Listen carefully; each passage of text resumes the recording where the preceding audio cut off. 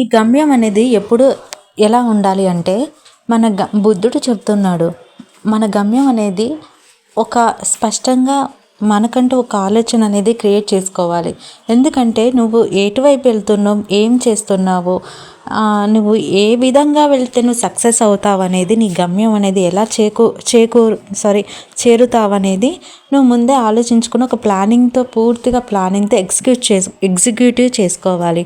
ఎందుకంటే ఇప్పుడు for suppose ఇక్కడ నుంచి మనం ఒక షాప్కి వెళ్ళాలంటే ముందు ఆ షాప్లో కొనవలసిన అన్ని సరుకుల లిస్ట్ అనేది ఒక 1 by 1 రాసుకొని లేకపోతే 1 by 1 ఏ సరుకులు అయితే ఇంట్లో అయిపోయినాయో అన్నీ మనం లెక్కేసుకొని ఏమేమి అవసరమో అవే తెచ్చుకుంటాం. అలాగే మన లైఫ్లో కూడా మన గమ్యంలో వెళ్తున్నప్పుడు మనకేమి అవసరం, ఏది అనవసరం, ఏది హెల్ప్ఫుల్గా ఉంటుంది, ఏది అన్హెల్ప్ఫుల్గా ఉంటుంది, యూజ్ఫుల్ ఏంటో మనం తెలుసుకోవాలి. అడ్వాంటేజెస్ ఏంటి, డిసడ్వాంటేజెస్ ఏంటి అనేది గ్రహించాలి.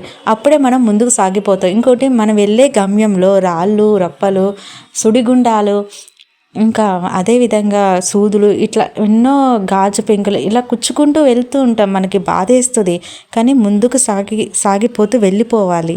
సో అదే సక్సెస్ కావాలంటే మనం కొన్ని సాక్రిఫైసెస్ అనేది చెయ్యాలి. ఆ ప్రాసెసింగ్ అనేది మనం అనుభవించాలి.